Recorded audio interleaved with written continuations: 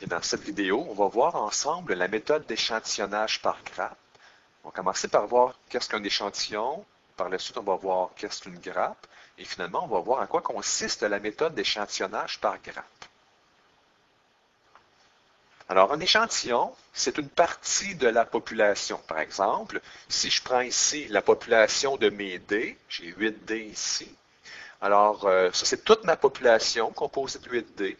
Et si je veux un échantillon, donc je vais prendre juste une partie de cette population-là. Bon, par exemple, je pourrais prendre ces 4 dés-là, ou je pourrais prendre uniquement ces 3-là. Bien, un échantillon, c'est une partie de ma population. Et concernant la grappe maintenant, une grappe, c'est un groupe de la population. Donc ici, j'ai le groupe des dés verts, donc c'est une grappe. J'ai une autre grappe ici composée de dés blancs, qui est un autre groupe, et j'ai finalement une autre grappe composée de 2 dés rouges. Donc, une grappe, c'est un groupe dans ma population.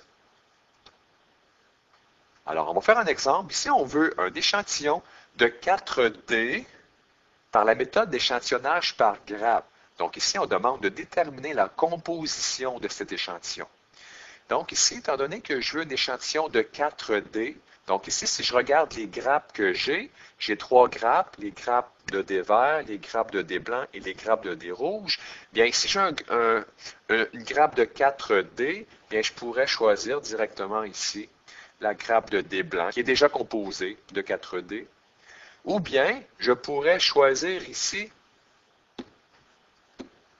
donc, la grappe ici de dés verts, plus la grappe de dés rouges, qui me fait bien, si je les mets ensemble, ça me fait bien, un échantillon de 4 dés par la méthode d'échantillonnage par grappe. Je vais faire un deuxième exemple par la méthode d'échantillonnage par grappe. Ici, on dit, voici les classes de l'école. On veut un échantillon d'au moins 60 élèves. Donc, ça veut dire 60 élèves et plus, choisi par la méthode d'échantillonnage par grappe. Bien, voici mes grappes. Bien, mes classes ici, mes 8 classes, ce sont mes 8 grappes. Donc, ici, j'ai une grappe ici avec 24 élèves, une autre avec 26. Bien, ça, ce sont toutes mes grappes représentées par les classes de l'école. Alors, ici, je dois choisir au hasard au moins 60 élèves. Alors, supposons que je choisis au hasard cette grappe-ci ainsi que celle-ci. Bien, là, ça m'en fait 44. Il m'en manque, donc je dois me rendre au moins à 60. Donc, au hasard, disons que je choisis celle-ci. Donc, j'en ai 21 élèves de plus. Donc, je suis rendu à 65. Donc, 65 est supérieur, donc est plus grand que 60 élèves. Alors, je suis correct. Donc, ici, j'ai choisi mon échantillon qui va être composé de 3 grappes.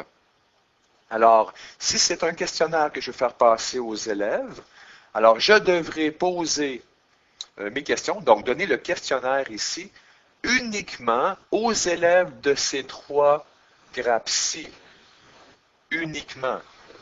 Donc, tous les élèves de ces groupes-là devront répondre au questionnaire, mais pas les élèves des autres groupes, mais tous les élèves des 3 grappes que j'ai choisis.